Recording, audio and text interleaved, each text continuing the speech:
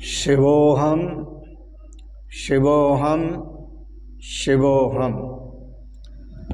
ॐ ध्येयं सदा परिभवग्नमभीष्टदोहं तीर्थास्पदं शिवविरञ्चनुतं शरण्यं भृत्यार्त्यहं प्रणतपालभवाब्धिपोतं वन्दे महापुरुषते चरणारविन्दं वन्दे महापुरुषते चरणारविन्दम्। ॐ सच्चिदानन्दरूपाय विश्वोत्पत्त्यादिहेतवे तापत्रयविनाशाय श्रीकृष्णाय वयं नमः। श्रीकृष्णाय वयं नमः।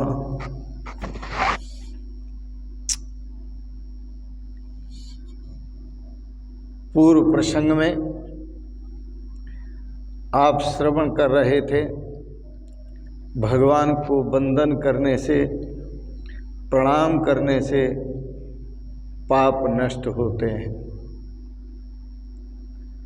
तापत्रय विनाशाय, तीनों प्रकार के दुख नष्ट होते हैं, ताप नष्ट होते हैं। जिनके स्मरण मात्र से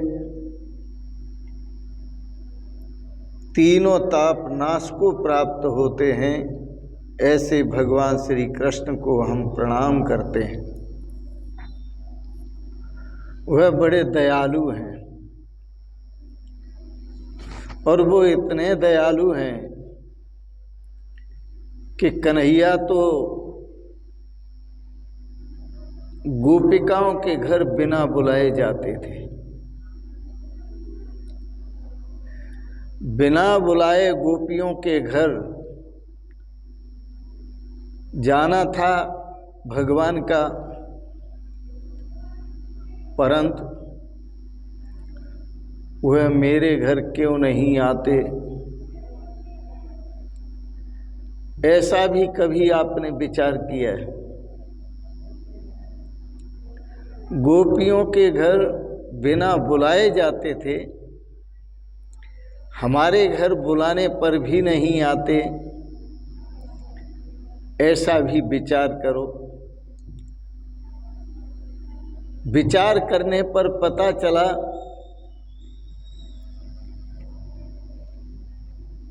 हम जहाँ भी होते हैं कपट से बात करते हैं, छल से बात करते हैं, बात कुछ कहते हैं, मन में कुछ और होता है।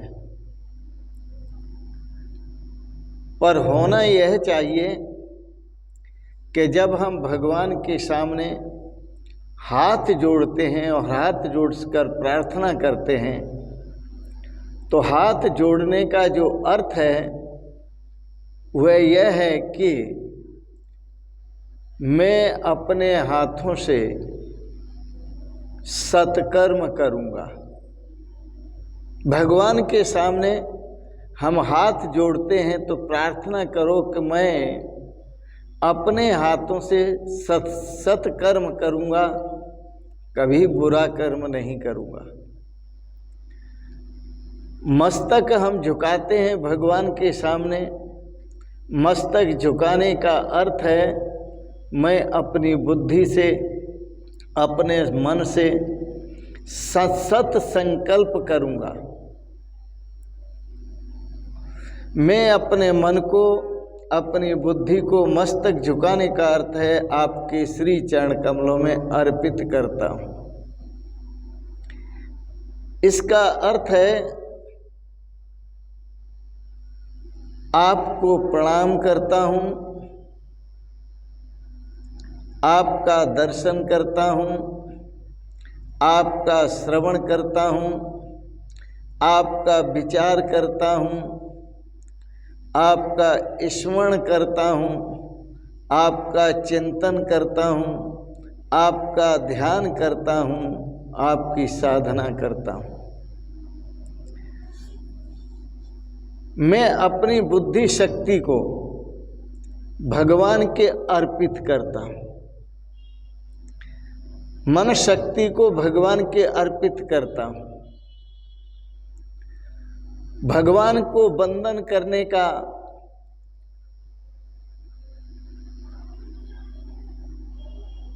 जो फल है, तो भगवान के वंदन करने से, भगवान के समर्पित होने से पाप नष्ट होते हैं।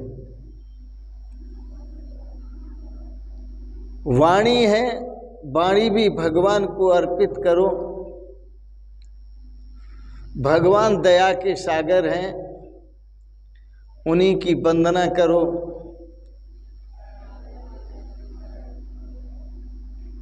और केवल वाणी नहीं, केवल शरीर नहीं, अपितु अपने हृदय से वंदना करो,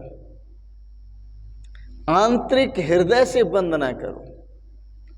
हृदय से वंदना करने से श्री भगवान के साथ हमारा संबंध बनता है। केवल इंद्रियों का उपयोग करने से हमारा भगवान के साथ संबंध नहीं बनता। हमारा भगवान के साथ संबंध बनता है हृदय से, भगवान का स्मरण करने से, हृदय से भगवान का ध्यान करने से, हृदय से भगवान का चिंतन करने से। पर यह मन बड़ा विचित्र है, इसको आप कितना ही समझाओ, लेकिन यह संसारिक कार्यों में उलझता ही है। किसी कवि ने लिखा है, कुंवर कवि ने, बड़ा सुंदर, रे पापी मन कितनी बेर समझायो, रे पापी मन कितनी बेर समझायो, तजो नहीं मोह जाल भरो न गुरु दयाल, तजो नहीं मोह जाल भजो न गुरु दयाल, तजो नहीं मोह जाल भजो न गुरु दयाल, रुच रुच पाप कमायो, रे पापी मन कितनी बेर समझायो, रुच रुच पाप कमायो, रे पापी मन कितनी बेर समझायो। कवि कहते हैं इस पापी मन को बहुत समझाया, भगवान की भक्ति करो, भगवान का भजन करो, भगवान का चिंतन करो, भगवान का ध्यान करो, भगवान का स्मरण करो, पर यह संसार के बंधनों को त्याग नहीं सका। तजो नहीं मोह जाल भजो न गुरु दयाल, रुच रुच पाप कमायो, रे पापी मन कितनी बेर समझायो। उलझा हुआ है, माता पिता भाई बंधु जिन देख भयो अंधो, माता पिता भाई बंधु जिन देख भयो अंधो, सो तो सब झूठो धंधो भरम भुलायो है। माता पिता भाई बंधु जिन देख भयो अंधो, सो तो सब झूठो धंधो भरम भुलायो है। स्वार्थ के सब मीत, स्वार्थ के सब मीत, राखे प्रीत जगरीत, जाने हैं पर माने नहीं, मोह ले पटायो है। धोखेबाजी दगाबाजी, धोखेबाजी दगाबाजी, छल बल भांति भांति, रुच लेकर पाप कमायो, रे पापी मन कितनी बेर समझायो, रे पापी मन कितनी बेर समझायो। पड़ोसियों को समझाने की जरूरत नहीं है, दूसरे घर वालों को समझाने की जरूरत नहीं है, अपने मन को समझाओ। समझाना है तो अपने मन को समझाओ।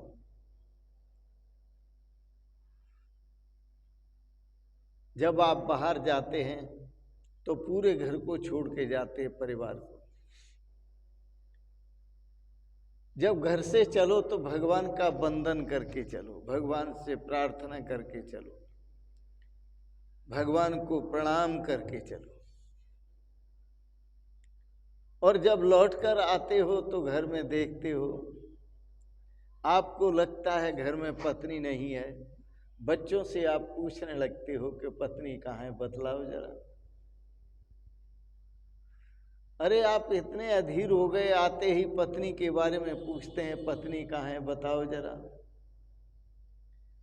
लेकिन आते ही भगवान को वंदन करो, पत्नी को स्मरण मत करो, भगवान का वंदन करो। तो बालक से पूछना छोड़ दो, कहाँ गई है, अरे किसी काम से गई होगी, आ जाएगी।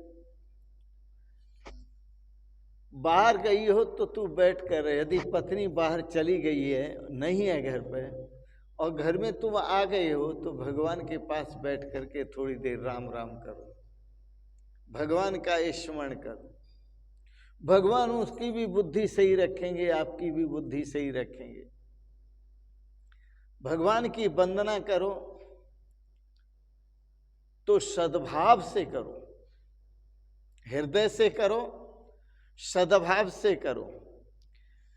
ईश्वर के उपकारों को याद करो, ईश्वर के बड़े उपकार हैं आप पर, उन उपकारों को याद करो, याद रखो और कहो भगवान से कि भगवान मैं आपका ऋणी हूं, आपने मुझे बहुत कुछ दिया है, आपने मुझे बहुत कुछ दिया है। ऐसी प्रार्थना करो, मैं आपका ऋणी हूं, मुझ पर आपकी बड़ी कृपा है, हे परमात्मा तूने मुझ पर बहुत बड़ी कृपा की है। और कृपा भी क्या की है, जिससे मुझे सुखी बना दिया है। यह शरीर सेवा के लिए दिया है, आंख देखने के लिए दिए है, कान सुनने के लिए दिए हैं, जिह्वा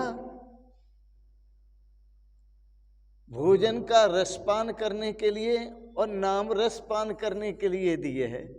कितना उपकार है। नाम का रसपान लो, भोजन का रसपान करो, नाम का रसपान करो, आनंद ही आनंद है। तो उसकी कृपा अनंत है। बस इतना ही कहो भगवान को, तेरी मेहरबानी का है बोझ इतना, जिसे मैं उठाने के काबिल नहीं हूँ। तेरी मेहरबानी का है बोझ इतना, जिसे मैं उठाने के काबिल नहीं हूँ। आ तो गया हूँ मगर जानता हूँ, तेरे दर पे आने के काबिल नहीं हूँ। तेरी मेहरबानी का है बोझ इतना, जिसे मैं उठाने के काबिल नहीं हूँ। हम पर भगवान की बड़ी कृपा है। क्या नहीं दिया भगवान ने, हमें सब कुछ दिया, बेशकीमती दिया। और हम जिसके लिए दौड़ रहे हैं वो क्षणिक है। भगवान ने जो हमें दिया वो हमारे पास कुछ समय टिकने वाला है।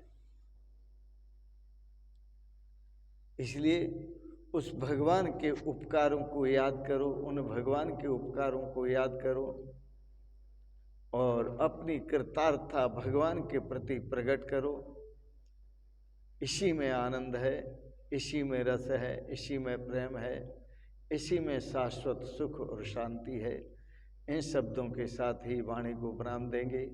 आपको विचार अच्छे लगे इनको सब्सक्राइब करें, लाइक करें, शेयर करें और अंत में आप सभी के लिए बहुत बहुत शुभकामनाएं, बहुत बहुत आशीर्वाद, बहुत बहुत प्रणाम। शिवोहम शिवोहम शिवोहम।